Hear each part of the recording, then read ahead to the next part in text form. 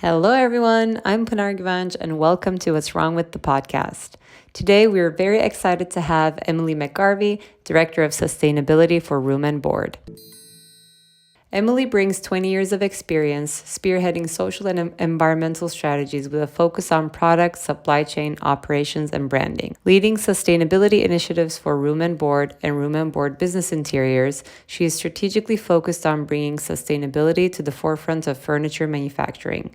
Prior to her role with the company, Emily served as Director of Corporate Social Responsibility at Target, where she played an integral role in developing the corporation's sustainability program, rolling out enterprise-wide initiatives, including the company's chemical management and transparency policy and their incredibly popular car seat trade-in program.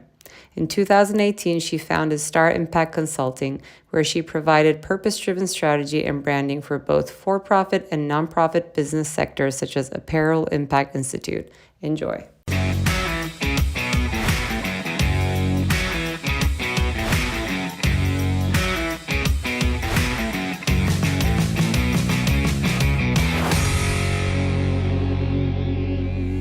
Hello, everyone. Welcome to What's Wrong with the Podcast. Today, we have the absolute pleasure of speaking with Emily McGarvey. She's the Director of Sustainability for Room and Board. Emily, welcome. Thank you. Thanks for having me. It's great to be here. Thanks for joining us today. And please tell us more about yourself and your background and how you came to where you are today. Yeah, absolutely. So as you said, I'm the Director of Sustainability at Room Board, and I really started my career, the first decade of my career was in retail, in buying and sourcing, and really kind of working in that merchandising world. So I was focused on, picking out product and negotiating pricing and being in charge of sales and profit and all that kind of thing. And through that work, there kind of came up with some questions of, what's happening with all these products that are being made and what's happening with the people that are making these products. And I had the opportunity to go overseas, and I was in China near Hong Kong and Shenzhen, and really seeing the ports with all these containers and all these shipping containers going overseas. And really, I was like, wow, like every product is a tiny piece of the planet made by people for people and sold for a profit. But my world had really only really thought about the profit side of things. And so about a decade ago, I spent the first decade of my career really on that merchandising and retail and buyer side of things. And then I had the opportunity to shift over into corporate social responsibility at the company I was in. And, the director at the time explained to me what a triple bottom line was. And I was like, I totally drank the Kool-Aid. I was like, business can be a force for good.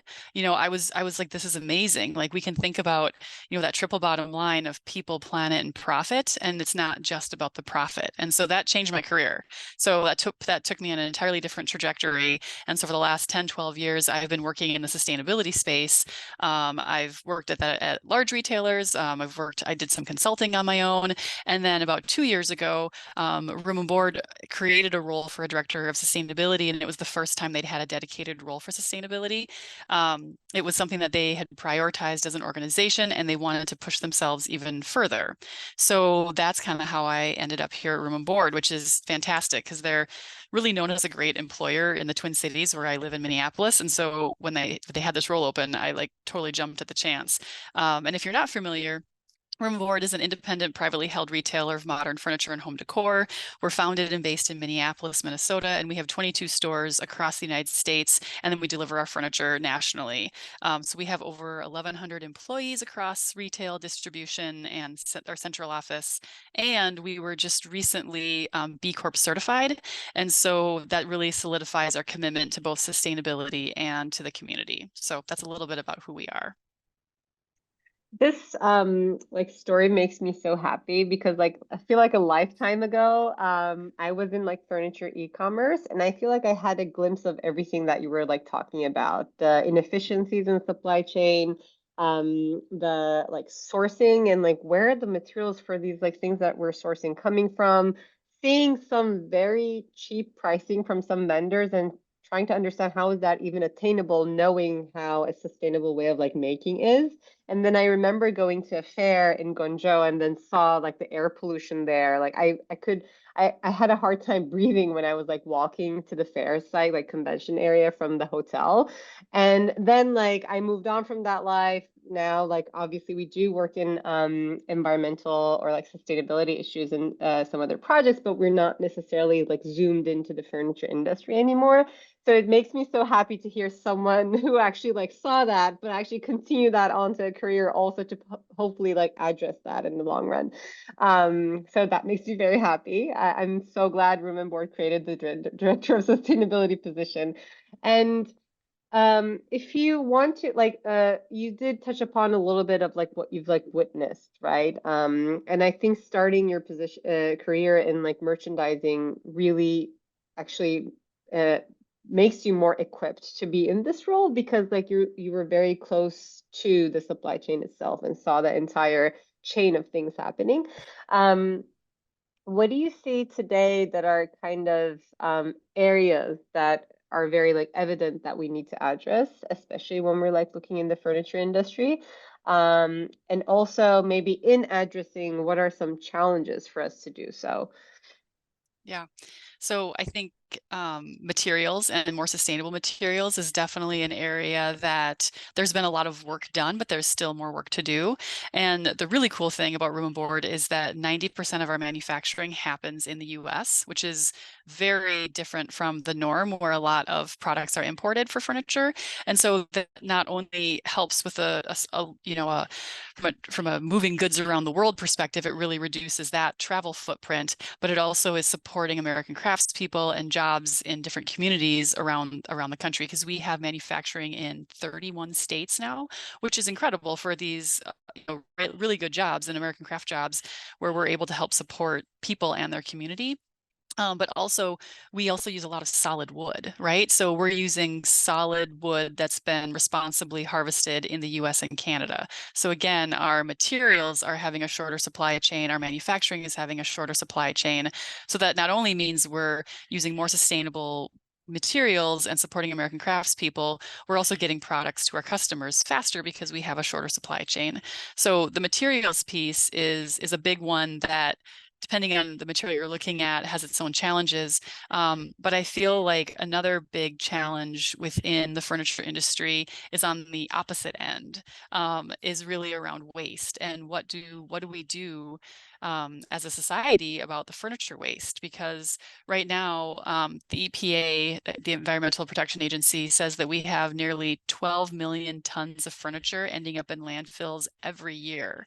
I mean, that's a lot, right? So, and it's a lot of it's a design challenge. So a lot of these issues are from materials to end of life. It's really about how do we design a system and design the materials and design the infrastructure to make everything about the furniture industry more sustainable. And so that's the piece that I think is interesting because I like puzzles. So I like I like a puzzle to figure out and a challenge to figure out. And that's probably why I like sustainability so much because there are so many puzzles to figure out. But yeah, Right. more sustainable materials and then end of life furniture waste. I think those are some of the big problems today.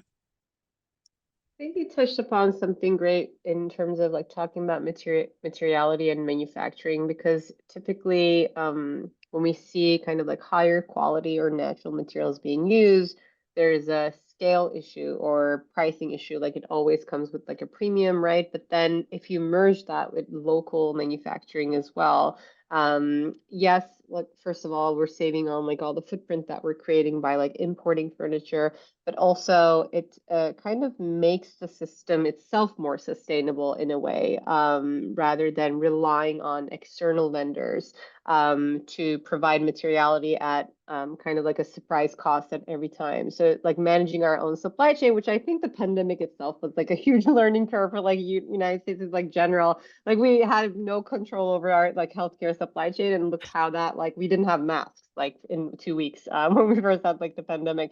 So it's like it also like not only for the environmental aspect of it, but even like the sustainability of the model, having a supply chain that, at the local is Mhm. so powerful. And I think it's also to your point, not so common in the furniture space. Because I remember, again, years ago when I was at that like furniture fair, um, I realized, oh, all of these designs are trend in United States because it's like available at the vendor here. Oh, that's why. Like it was kind of like then I started to see like, oh, I know that sofa. I know that like it's just like it was like everything being produced there was in the States, and that was like an eye-opening moment for me.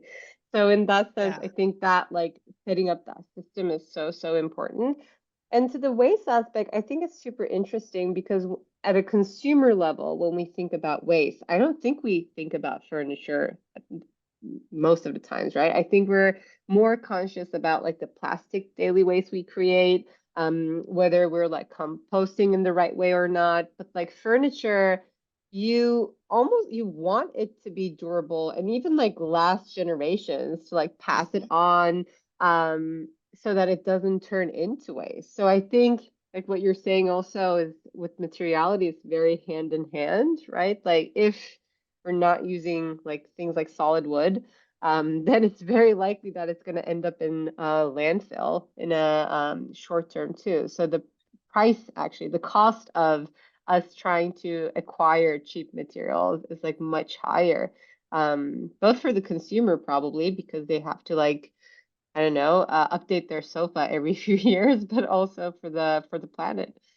Yeah, I think we all have that bookcase we bought in college that fell apart on us when we tried to move, right? And so that all the materials that went into that, if it doesn't last, if it's not durable, then that's wasted, and then it also goes into a landfill. And so that's something where it's again that design piece. How do we design for durability? So, room and board. I think like 95% of all of our products are exclusive design. So really cutting out some of the middleman and just working directly with manufacturers and having a great design team on staff here.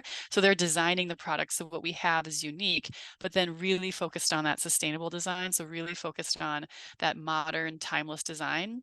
Because you can have something fall apart on you, or you can have something, I don't know, with polka dots that looked great last year, but now we're like, why did I buy that? So that timeless design is another piece of it. So not only the solid wood and the durability of something, but also the design durability and, creating products that will still look great in your home and that you love in 5 years, 10 years, 20.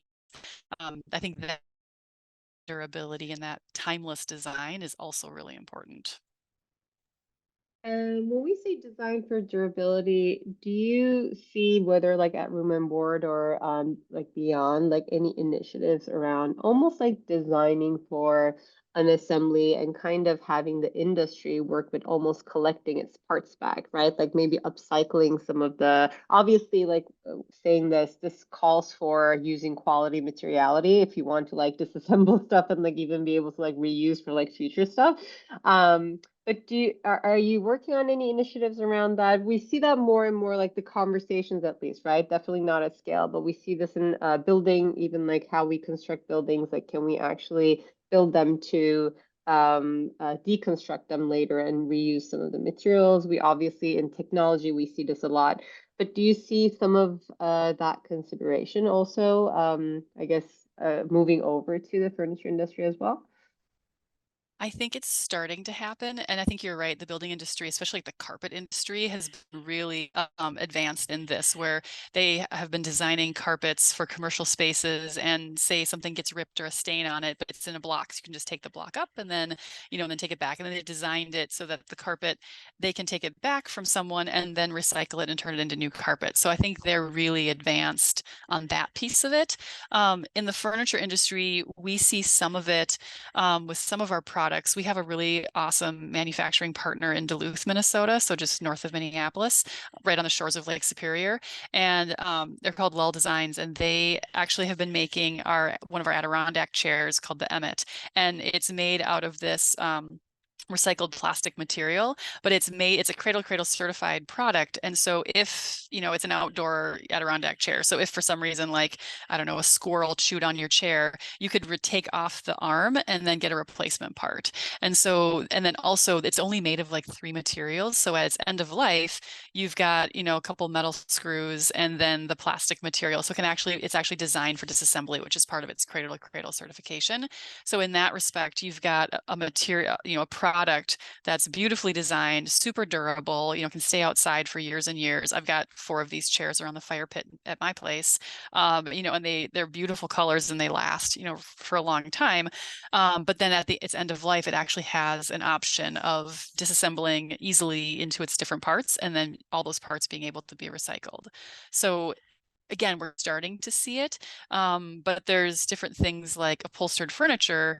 We have mattress recycling as well. There's a ton of mattress recycling where the infrastructure is set up, but there's still other pieces of furniture that have a lot of different parts to them that we just don't have the infrastructure set up quite yet to take care of. So I think there's that whole, design element. There's things we can do about the end of life, and what do we do to help customers? What do customers do at their end of life, and what do they do with that piece of furniture so that it doesn't end up in landfill? Right, and you touched upon something really important where it calls for that collaboration between like brands and manufacturers and maybe even other vendors involved to set up that infrastructure, and therefore even having more and more brands and businesses kind of sign up to this so we can see that scale, right? Like I think when we were like warming up to the session, we briefly touched upon industry collaboration that kind of needs to happen to sort of push these like initiatives that can help the infrastructure be set up. Do you see any movement towards that happening? I think it happens in pockets. We have an interesting industry collaboration around material inputs that is really setting up like a circular supply chain. So we have some products it's called the Urban Wood Project, and it's essentially diverting trees from the urban canopy that are coming down either from disease or just canopy management. Like these trees are coming down regardless, and they are sent to landfill, which is a huge waste because of these gorgeous hardwood trees that are coming down in cities across the country. And what we've been able to do is work with the industry to really set up a circular supply chain to divert those trees from landfill and then actually turn them into beautiful heirloom quality furniture. So here in Minneapolis, we have the emerald ash borer, and that is taking out all of the trees in Minneapolis. And I think trees are ash trees here. So we have been working with some partners, Wood from the Hood and some other folks, to, as the arborists are taking them down for the city of Minneapolis, they're being diverted and then we're turning them into different products. So we have a dining room table called the Orland table that is made of all reclaimed ash wood. And so but that type of that beautiful product that we have, it took a lot to actually set that up because it's like we're building a highway. We're setting up a circular supply chain that had never existed before. So it required, actually the U.S. Forest Service actually were the ones to contact us first because they were setting this up. So we were happy to be part of the project, but they were really leading that in terms of what do we do with these trees coming down in urban areas? How do we work with the arborists? How do we work with the manufacturers that are like preparing the trees, and then how do we actually get that to a manufacturer, and then how do we get it to a room and board showroom? So that whole supply chain that diverts from landfill and then creates that circular side, we've been working, for probably 6-7 years, just with different areas around the country. Setting up that circular supply chain. So here we've got the ash trees in Minneapolis coming down. In New York City, there's actually the iconic water towers that kind of dot the skyline. Those are all coming down just from age, and so we're turning those into picture frames and some bath mats because that has some really beautiful wood there as well. So each city has either building deconstruction or tree canopies that are coming down, and it's different types of wood. So it's kind of it's an interesting, fun problem to work on. So our designers kind of see, well, okay, well, what wood is coming down in Minneapolis? What wood is available in New York or Detroit or Baltimore? And then it's kind of like going to the farmer's market, and it's like, well, I see I've got tomatoes and basil, so I guess I'm making pasta tonight. But in a different city, they kind of look at the materials they have and figure out, how do I use this wood that would be waste and turn it into its highest value? So, but we couldn't do that without the collaboration of the full industry, from the U.S. Forest Service to our manufacturers to different cities and things like that. That's so fascinating to hear, and it's also so eye-opening on the consumer end too, because in order to like realize that one design, the amount of work that like goes into kind of like making that happen is so vast, and there are number of like good people like you yourself like pushing such like efforts, and it's not easy. It takes a village, and I think what you said in terms of like this, not only like within industry, but like cross-industry collaboration too, and how that also really holds us accountable to like be better collaborators like within our industry and like cross industry, because to your point, there's so many construction, like so much construction, for example, only in like New York City in a small like radius, right, is like happening, but we don't even see collaboration between those construction sites in between, right? Like, what if they had ordered the materiality they needed together? Not only they might save on cost, but also maybe we like reduce footprint and like shipping things over. What if someone's deconstructing something, maybe it's material to someone else, right? Is there any communication in between? So we always like thought about that for like citywide construction, but I never thought about like the um more like consumer facing side of it too. Like, oh, you're like working on that building, what can I use, right? And it's almost like good neighborly relations, right? Like, do you have extra this? Can I use this? But we have to like almost really translate that into like a corporate setting and really practice that on like a day to day and make it a habit. I feel like um uh sort of like the collaboration happens to your point in pockets, or sometimes so much in silos that we don't even know what's like happening. This happens even like for like very large global corporations. They are doing actually many initiatives, but they're not aware of the initiatives that they're working on because they're like so big. um so I don't know if like through that journey, for example, if you came across anything that really helps kind of either like expedite or bring ease to such like complex like collaboration settings. Well, I think when people have a common goal, and like you said, good people trying to do good things, I think it's when you have a common goal, people are able to keep that in mind as they work through the different challenges.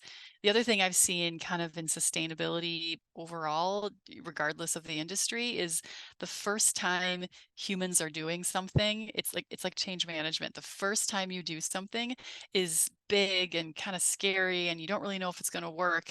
And then once you kind of figure it out the first time, then you're like, oh yeah, we're going to do the same thing we did last year, right? And people are like, oh yeah, we're going to do the same thing we did last year.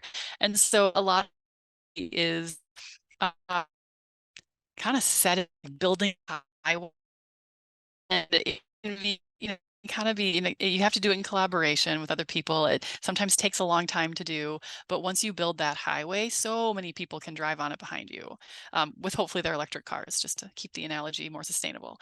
But it really is there can be a lot of frustration in sustainable times, and people that are working in the industry and working in this profession. But that's what I always keep in mind, is working together to slowly build a highway. That highway will be there for decades. And so that's what makes it worth it, really. I think you touched upon two very important things. One is like the attitude or like the mindset of the industry itself. Like for example, in the tech industry, let's look at the car industry, right? Like there would be no questioning of like trying to come up with a new innovation and like prototype around it, right? It's expected from the industry. And if you're not doing it, you're obsolete anyway, right? So it's there's a saying for which I think applies to many other like consumer goods industries too. Um, uh, if the car industry was like the construction industry, I think that's the analogy that I've heard, then we would be still riding like horse carriages, which is like so true. Like the attitude towards like innovation is like so different in like many consumer good industries versus like automotive industry, right? Like you're expected to come up with something new, and it's like you're expected to also fail because it's just like the nature of like prototyping. Then you iterate, and there's an understanding that the first version is like costly, then some like other versions like might come up like later too. But I feel like in many the diverse like consumer good industries, there's not a huge culture of innovation. You're expected to franchise, right? Like do something that you did before. If you try something new and if it's costly, oh my God, that was costly. We're never doing that again, right? Like that's like the general like mindset and attitude around it, which I think really, really needs to change. And I think people who are working in like sustainability space, whether that's for like environmental or social sustainability, I think they're kind of like the front runners in like trying to shift this, because we need to do a lot in sake of like our environmental sustainability and for social like inclusion as well, right? So I think there's a lot of initiatives coming from these front that is kind of like challenging this like attitude and mindset that many of the industries also have. And the other thing you mentioned about like common goals, actually, like it's so fascinating. And this is like another saying from a professor I know, like he says, like just because it's common sense doesn't mean it's common practice. Like the dictionary definition of collaboration is actually two or more parties like coming together to realize shared goals, right? Mm-hmm. But I feel like collaboration became such a loosely used term in our day and age, where like if a two plus party comes together, like it's a collaboration, but not everybody working together have aligned goals, right? So that point that you're making is so, so important. So how do you almost find allies to really realize these goals? And maybe it's not the majority at the present, but there are many different like organizations or individuals in diverse industries trying to work on this. And how do you find those people come together and to in order to work on those like shared goals? Yeah. um And Simon Sinek, I think, is always talking about the why. Like, why are we doing something? Why are we like really digging deep into that why? And that success in finding, two parties that, seemingly don't have anything in common, and you really dig into that why, like where are we doing this? And sometimes that collaboration is external, but sometimes it's internal. So when we think about, the furniture waste, a big piece of the work that we do is actually internal and collaborating between my team and the distribution centers, or the distribution centers within each other, sharing best practices. Because from a furniture waste perspective, we have a lot of things set up that I think are really great, and we've shared with some of our other competitors that are out there. But we have, if a product is coming through and there's a slight ding in it or something, we have people on staff that are able to make minor repairs. And then if something is returned or is no longer first quality for some reason, we have two different outlets that we can send products to. And so then people can, buy those products at a discount, which our outlet here in Minneapolis, like we have people lined up outside the door like every Saturday and Sunday morning. Like it's crazy. It's a fun atmosphere. But then after that, it's like, okay, well, if we can't repair it, if it can't go to the outlet, then we have donation partners set up in every single city that we work with. And so how can we maybe donate that furniture? And then finally, we're starting to find more and more recycling partners. So Check Sammy is one recycling partner that we've worked with, and we've shared that name with other folks as well. And so they're actually able to recycle the furniture, but that's still like the recycling infrastructure is still really nascent and small. But we kind of have all these different ways to collaborate and all these different things. Like what are we going to deal with within our own operations? How do we make sure that we're diverting any furniture that we have from landfill? And so that internal collaboration is super important. And then we bring in external partners like Check Sammy to help us, or we have the Bridging nonprofit here in Minneapolis that's helping people to furnish their homes, and so we donate as much furniture we can from the Minneapolis market over. So these just like in collaborations are, important to set up so that we can divert and make sure that we aren't putting our furniture in landfill. But then finding those partners, like you were saying, they're kind of like-minded. Really, we have the same why. We have that same goal of, trying to divert from landfill and do good for people and planet along the way.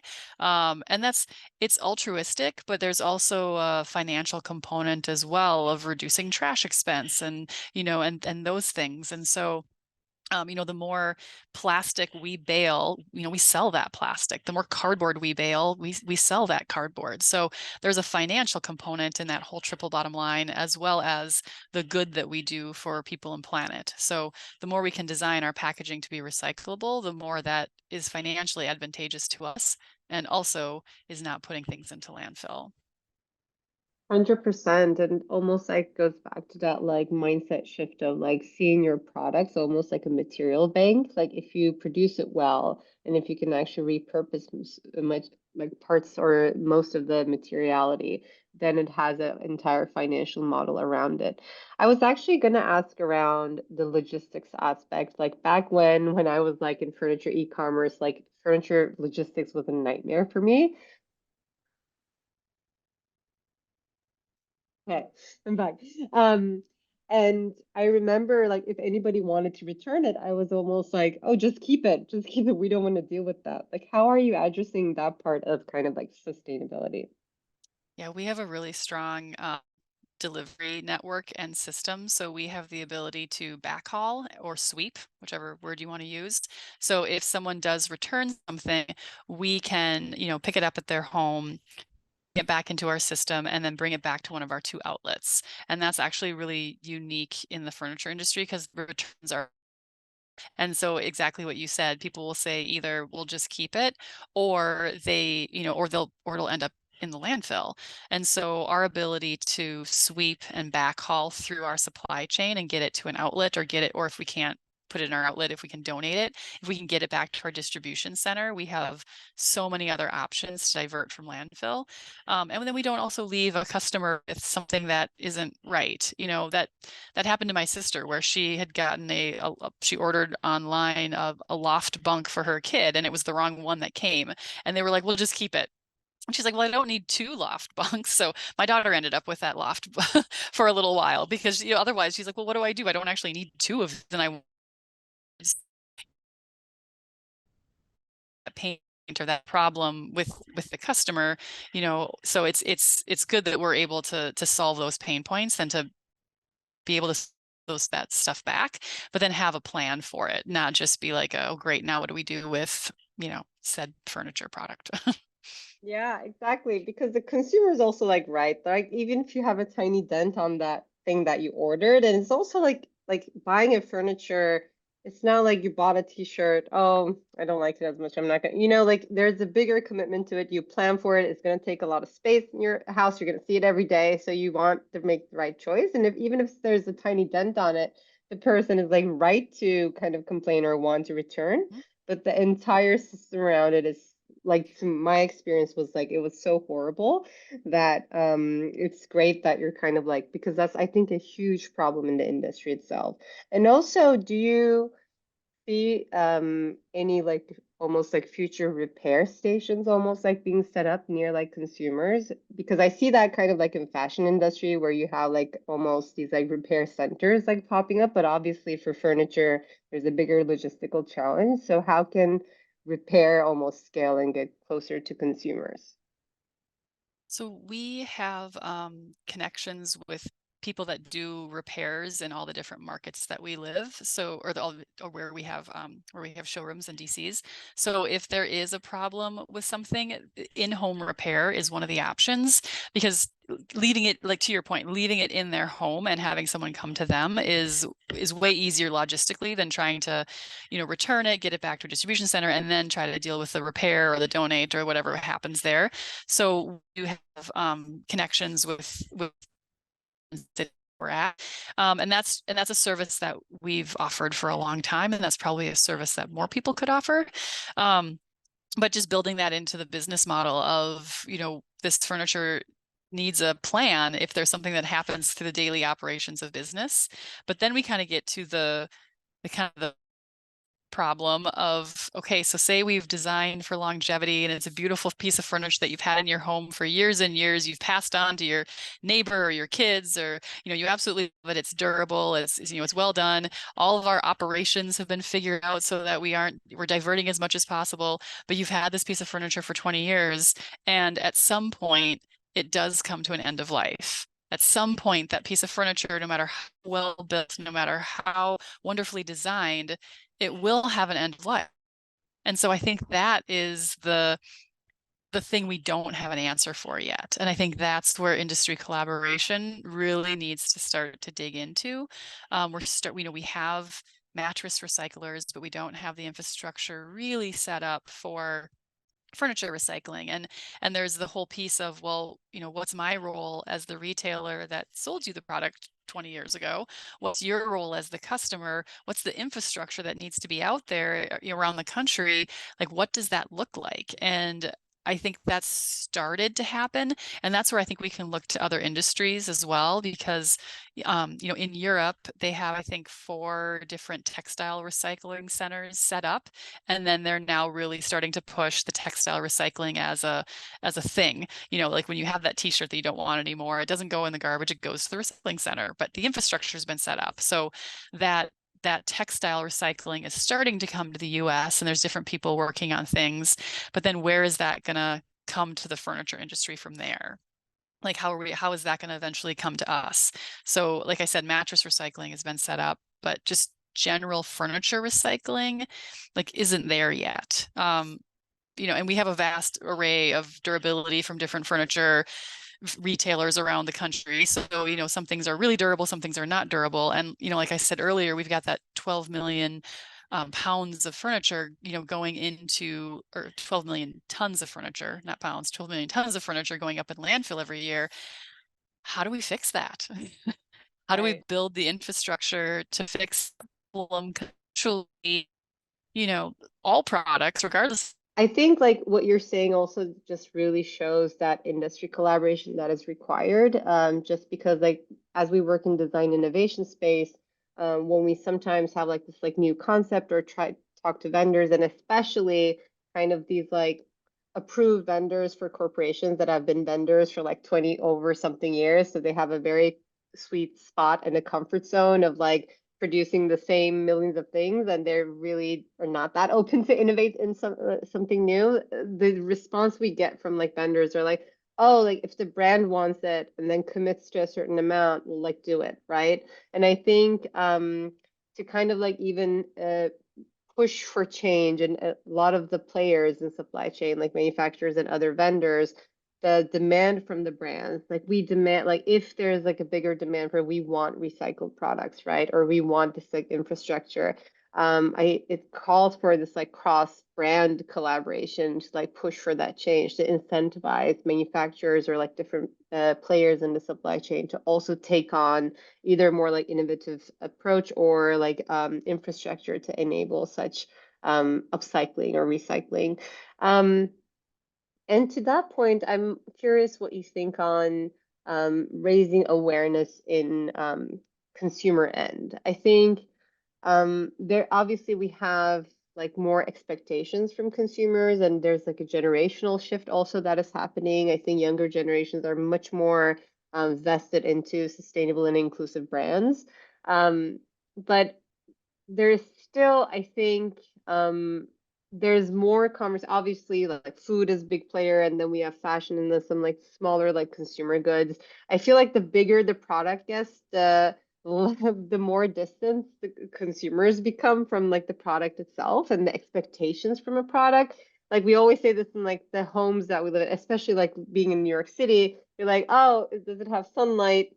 Is it close to the subway? Amazing, right? There's like no questioning about, was it ethically built? Like what materials were used in this building, right? Like we're not even like questioning any of that, and we're not even aware or educated enough to be understand the expectations of what we should be asking from developers to like build, right?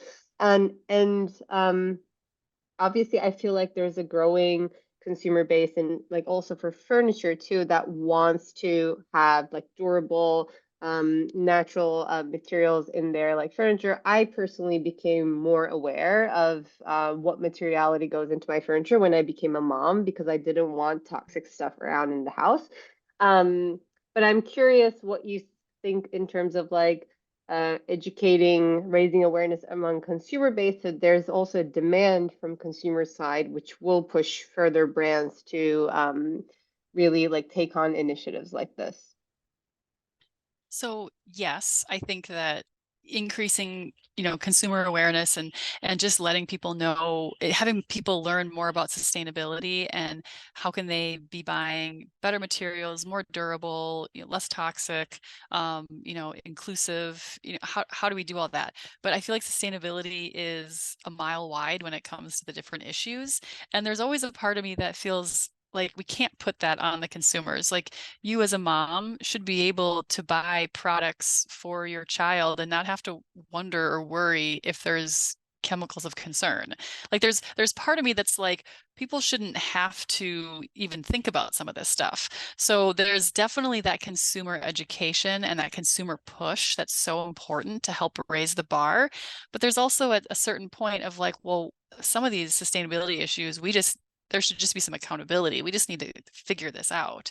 And so I think each issue is a little bit different. And so the push from consumers is super important, but there's also like a level of accountability that needs to happen as well.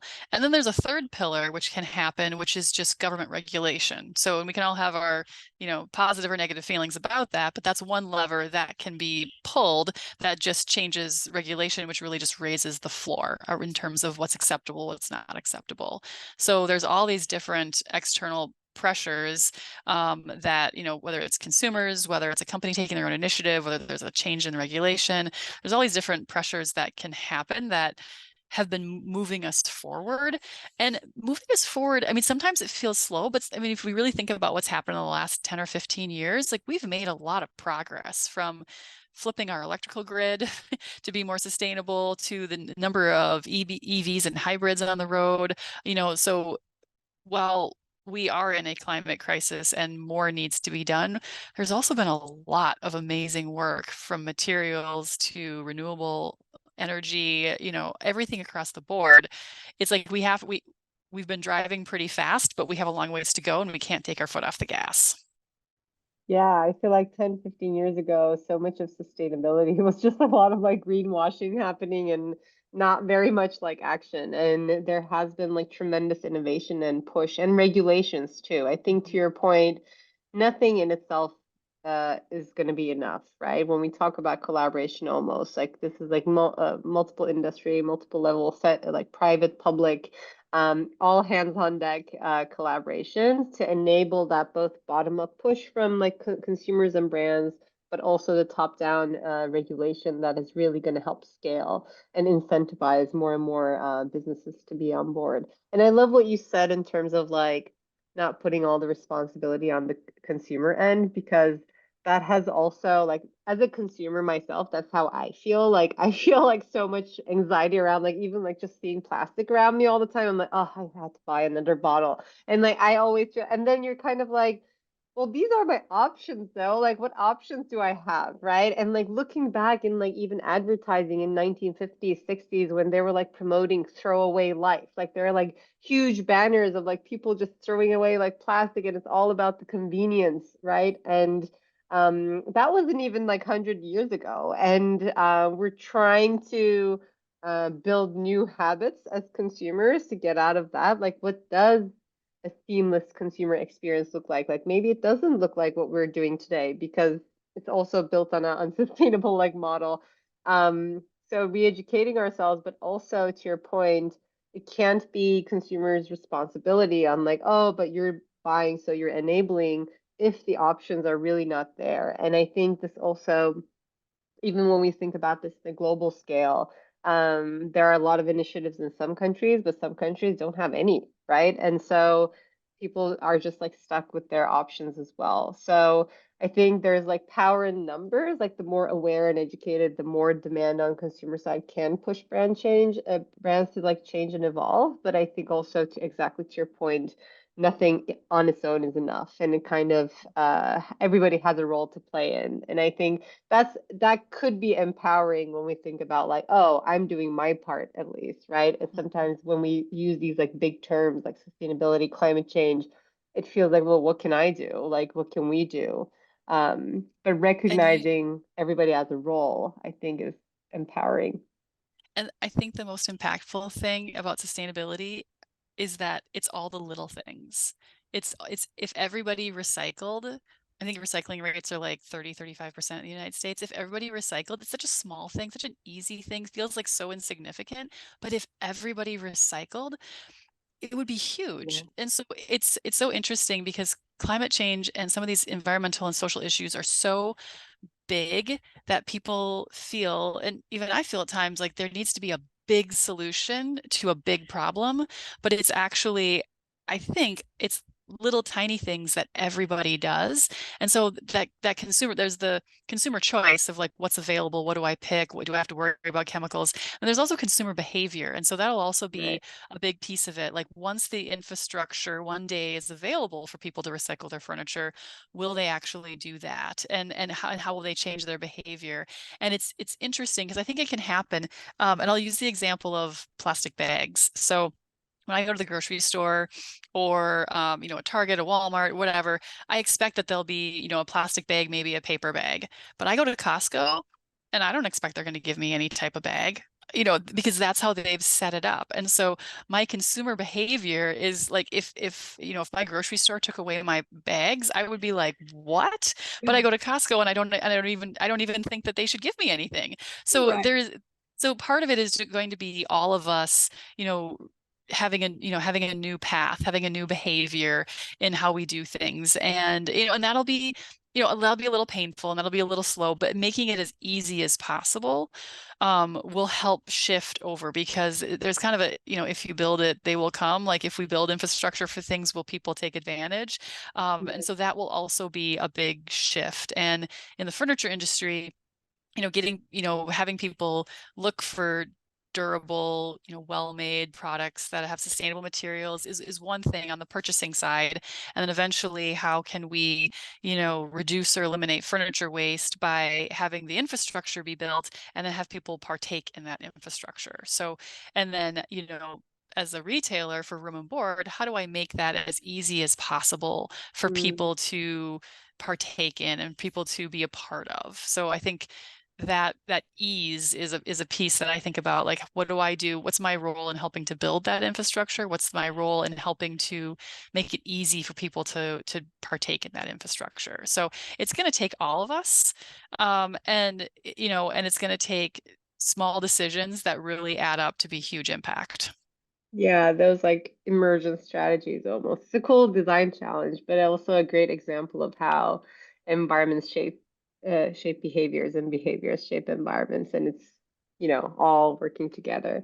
I do want to be mindful of our time, so I'm going to jump to our last part, which is for anyone who wants to push boundaries, make progress in their field, and whether that's like around like environmental or social sustainability, what would be your advice to them?